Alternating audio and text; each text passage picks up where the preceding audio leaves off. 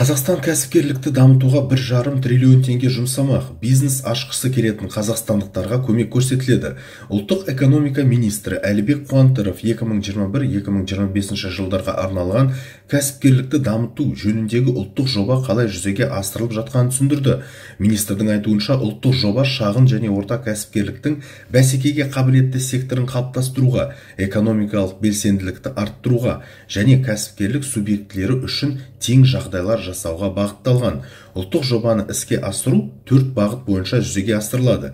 Кәсіпкерлік белсенділікті арттыру, кәсіпкерлердің өсуін акселерациялау, жаңа тауашаларды қалыптастыру, бәсекелестікті кешенді дамыту, 10 міндет, 30 көрсеткіш және 69 іс-шара айқындалады, дейді министр үкімет отырысында. Ол жобаны қаржыландырудың жалпы көлемі былтыр 897 миллиард теңгеден асқанын атап өтті.